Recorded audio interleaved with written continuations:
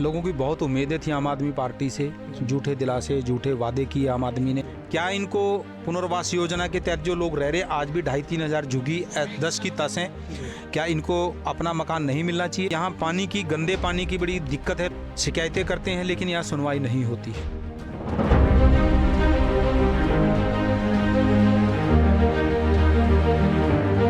नमस्कार दोस्तों, आज हम पहुंचे हैं चंडीगढ़ वार्ड नंबर 16 सेक्टर 25 के अंदर। और आज हम देखते हैं चंडीगढ़ के अंदर किस तरीके से राजनीति को लोग देख रहे हैं। और राजनीति के अंदर को काफ़ी पार्टियों के लोग जो पार्टियां दल बदल कर रहे हैं। और हम आज सीधी बात करते हैं कांग्रेस के सीनियर लीडर ओम प्रकाश सैनी जी से। तो सर नमस्कार जी। नमस्कार जी। सर आप कांग्रेस पार्टी से हैं, कांग्रेस पार्टी में आपकी क्या जिम्मेवारियाँ हैं? मैं चंडीगढ़ कांग्रेस कमेटी के अंदर सचिव पद पे काम कर रहा हूँ। मेरी जिम्मेदारी है, इसकी लगी हुई है, पार्टी के लिए काम कर रहे हैं जी। तो सर देखिए, जैसे कि अब आपके चंडीगढ़ के अंदर राजनीति की कुछ अलग उधेड़-बुन चली हुई है। इस उधेड़-बुन को आप किस तरीके से देखते हैं? पहली बात तो कांग्रेस के अंदर कोई उधेड़-बुन नहीं है। कांग्रेस एकजुट है, एकजुट रहेगी जी। जैसे पहले भी कई 1-2 समाचार पत्रों में चला कि आम आदमी पार्टी के कुछ पार्षद इधर उधर हुए हैं जी। लेकिन मैंने देखा है और सभी जनता चंडीगढ़ की देख रही है कि कांग्रेस की पकड़ अपने पार्षदों पे बहुत मजबूती से थी और वो पवन कुमार बंसल जी के सानिध्य में, मार्गदर्शन में काम कर रहे थे और आगे भी करते रहेंगे। जिस तरीके से आपका और आम आदमी पार्टी का, आप लोगों का गठबंधन था, इंडिया गठबंधन, उसके बीच में आपका मेल बनते बनते रह गया और ना बनकर भी आम आदमी पार्टी की जो 3 सीटें अब बीजेपी में चली गई हैं, उसके ऊपर आप क्या कहते हैं? जी, मैं इसमें स्पष्ट कहना चाहूँगा कि आज जब लोग राजनीति के अंदर आते हैं, ये कहकर आते हैं, ये नारा देकर आते हैं कि हम समाज की सेवा करेंगे, पार्टी के अंदर विश्वास रखेंगे, कि विचारधारा के अंदर विश्वास रखेंगे कि मैं चाहे कांग्रेस में रहूं या किसी भी राजनीतिक दल में रहूं, एक विचारधारा की पार्टियां हैं।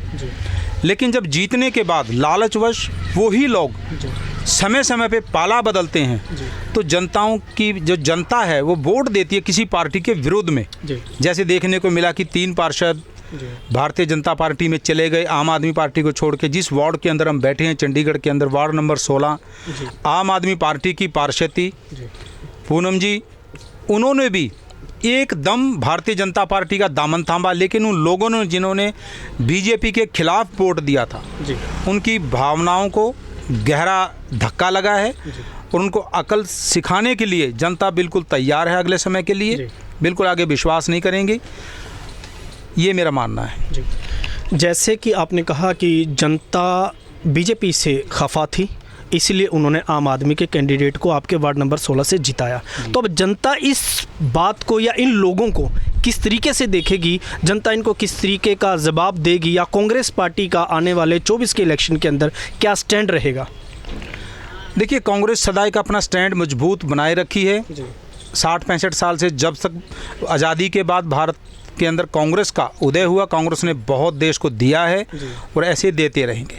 लेकिन भारतीय जनता पार्टी के कुछ लोग ये कहते हैं कि 70 साल कांग्रेस ने देश को लूटा है, देश को बर्बाद किया है और अब 14 के बाद जो सरकार आई है बीजेपी की, तब देश को थोड़ा आगे बढ़ने का मौका मिला है।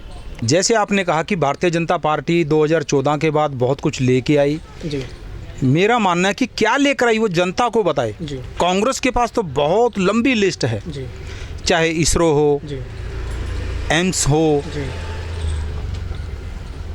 जितने भी और संगठन संस्थान जितने बने, जितने भी मोदी जी ने बेचे, मैं सीधे तौर पे कहता हूँ कि मोदी जी ने बेच डाले, वो कांग्रेस की देन थी। जो भी आर्मी के लिए, भारतीय जवानों के लिए, किसानों के लिए जो कांग्रेस ने किया, शायद किसी ने नहीं किया। और जो भारतीय जनता पार्टी के माननीय वर्तमान सरकार जो कर रही है, वो सभी लोग देख रहे हैं, अंतर्राष्ट्रीय सदर पे देख रहे हैं। किसान धरने पे बैठे हैं, ईवीएम के खिलाफ धरने चल रहे हैं, दलितों के साथ अत्याचार हो रहे हैं, ST SC OBC जितना रिजर्वेशन था वो ख़त्म करने जा रही है, बहुत से राज्यों में ख़त्म कर दिया। आने वाले समय के अंदर इसका खमियाजा भुगतना पड़ेगा। जनता बिल्कुल तैयार है और इसका रिजल्ट 2024 के चुनाव में बिल्कुल सामने प्रदर्शन देखने को मिलेगा आपको। अभी जैसे कि आपने बताया कि कांग्रेस की बहुत उपलब्धियां हैं देश के अंदर, 14 के बाद बीजेपी ने सब कुछ बेच दिया। तो अब 24 के जो इलेक्शन आते हैं, चंडीगढ़ की अगर हम बात करें तो चंडीगढ़ के अंदर जनता क्या के अंदर आप जाओगे, आप किन मुद्दों को लेकर जाओगे? देखिए, कांग्रेस ने जो काम कराया, जी चाहे रेलवे स्टेशन हो 5 स्टार, जी वर्ल्ड क्लास का जो बोलते हैं कि रेलवे स्टेशन, माननीय श्री पूर्व मंत्री पवन कुमार बंसल जी की देन है, शुरुआत उन्होंने की। जी मेट्रो को लेके जो रेल मेट्रो प्रोजेक्ट चंडीगढ़ में आना था, जी वो उन्होंने शुरुआत की, बंसल जी के समय में हुई है। दूसरी बात, जो गरीब कॉलोनियाँ थी, स्लम एरिया, झुग्गी झोंपड़ी वाले थे, रिहेबिलिटेशंस, उनके लिए 28,000 मकान 2011-12 में बने। जी जो 4 मंजिला मकान है, जो जी। पुनर्वास योजना के तहत जो झुग्गियों में लोग रहे, उनके पक्की छत पवन कुमार बंसल जी के समय में मिली। जी। और टोटल मैं कांग्रेस की बात करूँ, चंडीगढ़ जब से बसा है, जी 75,000 मकान सभी कॉलोनियों के लगा के, वो कांग्रेस के समय, कांग्रेस की देन है ये। और आज भी लोग इस बात के लिए पछतावा करते हैं कि हम वोट देते हैं कांग्रेस को, लेकिन हमारी वोट सही जगह पे नहीं जाती। जी लेकिन लोगों का रोष है इस बात को लेके कि हम कांग्रेस को दोबारा लेकर आएंगे, भारतीय जनता पार्टी को नकारेंगे, उसको बाहर का रास्ता दिखाएंगे। जी। अगर ईवीएम से इलेक्शन होता है तो आपको लगता है कि यहाँ पर कांग्रेस की सीट निकलेगी? देखिए, वैसे तो ये मसला राष्ट्रीय सतर का है, जी लेकिन मैं चंडीगढ़ के लिए बात करूँ, ईवीएम, जी हम भी कह रहे हैं, विपक्षी दल सभी कह रहे हैं, लेकिन राजनीतिक दल में सबसे बड़ा दल कांग्रेस है। कांग्रेस ये मांग उठा रही है, राहुल गांधी जी ने ये मांग उठाई है कि ईवीएम को एक तरफा कर दीजिए। कांग्रेस ईवीएम को जब लेके आई थी कि सब कुछ बचाने के लिए भी, बिल्कुल निष्पक्षता से जो हो, समय बचे, जितना भी खर्चे गवर्नमेंट के, सरकार के, वो बचे। लेकिन उसमें जो इन्होंने धांधली करके, सॉफ्टवेयर चेंज करके अपने ढंग से उसको चला रहे हैं, उसमें धांधली नजर आती है। ईवीएम हटे, हमारा भी बहम निकल जाए और निकल दूसरी पार्टियों का अब जाए। ईवीएम हटा के चुनाव करा दो, पूरे देश से सफाया हो जाएगा। और चंडीगढ़ की बात की आपने, चंडीगढ़ से कांग्रेस पहले भी जीती हुई थी। ऐसा कौन सा जादू है इनके पास, भारतीय जनता पार्टी के पास, कई महीने पहले डिक्लेयर कर देते हैं कि हम इतने हजार वोट से जीतेंगे या इतने पार जाएंगे। कभी 300 पार होते हैं, अब की बार मोदी जी कह रहे 400 पार होंगे।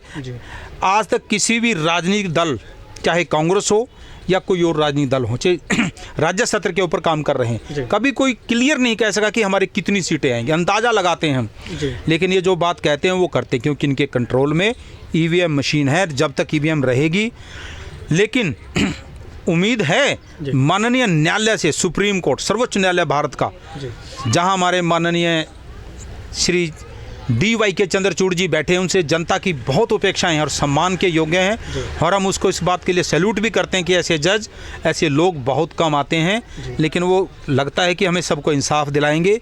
और एक ना आपने देखा होगा, इलेक्टोरल बॉन्ड पार्टी का, उसको भी उन्होंने नकार दिया है। ये बहुत साहस भरा फैसला है, तो हम सैल्यूट करते हैं और ऐसे ही आगे भी हमें न्याय मिलेगा, इस बात की पूरी उम्मीद है। एक मेरा और क्वेश्चन आपसे, अब जैसे कि हमारे देश का अन्नदाता किसान रोडों पे उतरा हुआ है, इसको और कांग्रेस पार्टी कहाँ तक किसानों के साथ है?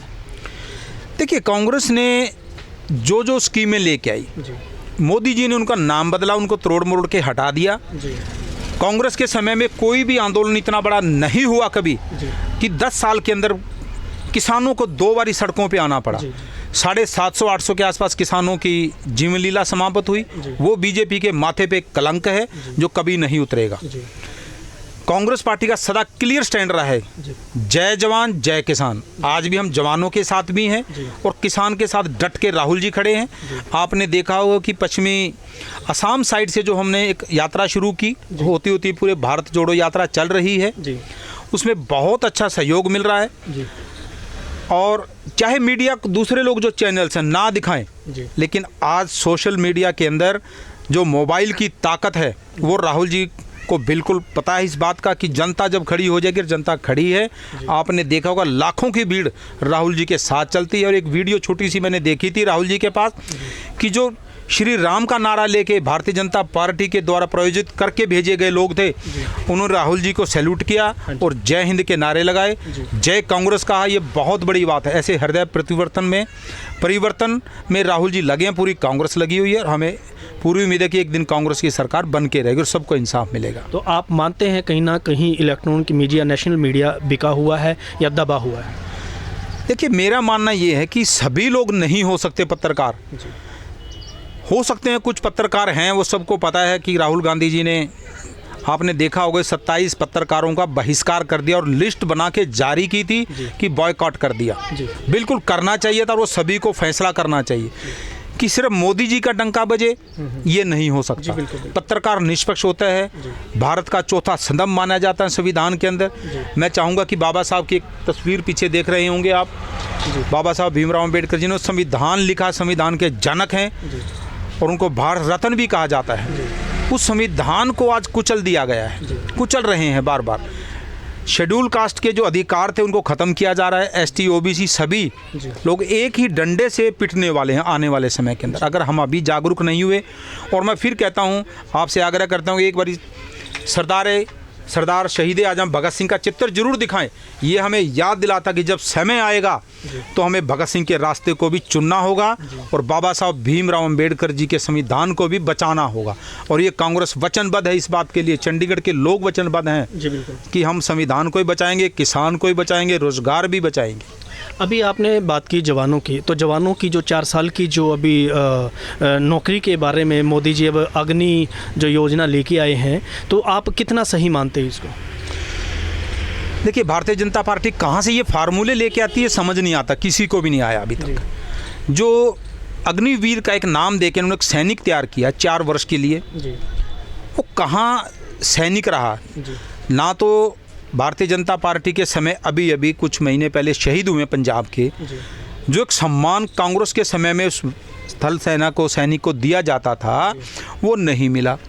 वहाँ पे कोई भी सरकारी पदाधिकारी नहीं मिला, डीसी नहीं गए, एमएलए जो जाने चाहिए थे, एमपी विधायक जो सम्मान होता तिरंगे के अंदर, वो नहीं मिला। तो अग्निवीरों में निराशा की एक लहर चल गई कि हम किसके लिए मरे, किसके लिए शहीद हों।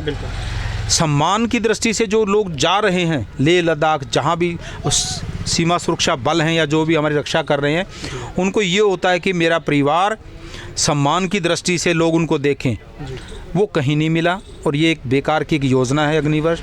जब भी कांग्रेस आएगी, राहुल जी ने कहा कि अग्निवीर जो बनाए गए हैं उनको हम दूसरे उसमें बदलेंगे, सैनिकों के अंदर जो लगातार उनकी पूरी सर्विस, उनकी सर्विस ली जाए भारत के लोगों के लिए, सुरक्षा के लिए, देश के लिए। तो आज चंडीगढ़ के अंदर जैसे कि मेयर के ऊपर एक आज कोर्ट के अंदर इनकी तारीख है, तो आपको क्या लगता है कि मेयर अब आने वाला किस पार्टी का बनेगा और किसका मेयर बैठेगा चंडीगढ़ के अंदर? क्या कुछ नया रहेगा इस 2024 के अंदर?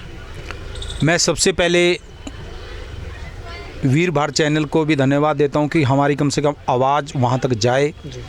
और सबसे पहले सर्वोच्च न्यायालय के जो DY के चंद्रचूड़ जी जज साहब हैं, उनको बहुत तहे दिल से धन्यवाद करता हूं कि जो उन्होंने फैसला लिया या लेंगे, आज लेंगे, ठीक है जी। 2 बजे के बाद फैसला आ जाएगा, कोर्ट के अंदर सुनवाई है।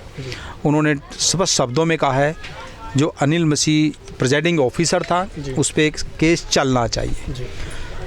लोकतंत्र को कुचलना इनसे सीखे। और माननीय न्यायालय ने बिल्कुल स्पष्ट कह दिया कि अभी न्याय जिंदा है और जब तक जज साहब बैठे हैं इनको कोई संविधान से छेड़छाड़ नहीं होने देंगे। एक करारा झटका है भारतीय जनता पार्टी को यहाँ के लेके। और आम आदमी पार्टी और कांग्रेस पार्टी का जो मिलके मेयर बनाया था कुलदीप टीटा जी, जो कि वाल्मीकि समाज से है, मैं भाई को बधाई देता हूँ, एडवांस में बधाई दे रहा हूँ। कल को क्या फैसला है माननीय न्यायालय का रहेगा वो, लेकिन फिर भी हमारी उम्मीदें बहुत ज़्यादा जगी हैं कि नहीं, अभी न्याय ख़त्म नहीं हुआ देश से। अभी कुछ लोग ऐसे बैठे हैं उच्च न्यायालय के अंदर जो इंसाफ देंगे जनता को और उचित फैसला करेंगे, ऐसी मैं उम्मीद करता हूँ। तो आज वार्ड नंबर 16 की जो एक रख रखाव का एक रिस्पॉन्सिबिलिटी आपके जो यहाँ के पार्षद थे श्रीमती पूनम जी, जो आज बीजेपी में चले गए हैं, तो वार्ड नंबर 16 की जो परिस्थितियाँ, बहुत सारा यहाँ पे हमने देखा कि गंद पड़ा हुआ गलियों के अंदर, सीवरेज बंद हैं, रोडों पे कूड़े के ढेर लगे हुए हैं, तो इसको आप क्या देखते हैं? किस तरीके से आप चाहेंगे कि आपका वार्ड साफ़ सुथरा रहे? आम आदमी पार्षद जो पूनम है, यहाँ से लोगों की बहुत उम्मीदें थी आम आदमी पार्टी से। झूठे दिलासे, झूठे वादे किए आम आदमी ने, हम बिजली पानी फ्री करेंगे, बहुत कुछ विकास की बात करेंगे। लेकिन जो अब देखने को मिल रहा है, आप वार्ड के अंदर घूमिए, मैं चाहता हूँ कि कुछ चीज़ें दिखाता हूँ। यहाँ पे 8 टॉयलेट तोड़े गए थे, डिमोलिश किए गए, उनका मलबा आज भी वार्ड के अंदर पड़ा है। यहाँ की झुग्गी झोंपड़ियों की बात करते हैं, यहाँ का जो पार्षद थी और पार्षद पति रहे हैं, उनको पूछिए क्या इनको पुनर्वास योजना के तहत जो लोग रह रहे आज भी 2,500-3 हज़ार झुग्गी 10 की 10 हैं, क्या इनको अपना मकान नहीं मिलना चाहिए? कांग्रेस के समय मिला। कांग्रेस ने 28,000 मकान पुनर्वास योजना के तहत लोगों को छत मुहैया कराई। लेकिन आज व्यवस्था देखेंगे, सफाई व्यवस्था चरमराई पड़ी है, बिल्कुल ध्यान नहीं दिया जाता। क्योंकि जहां हम चाहते हैं उस चीज़ को ध्यान में रखिए।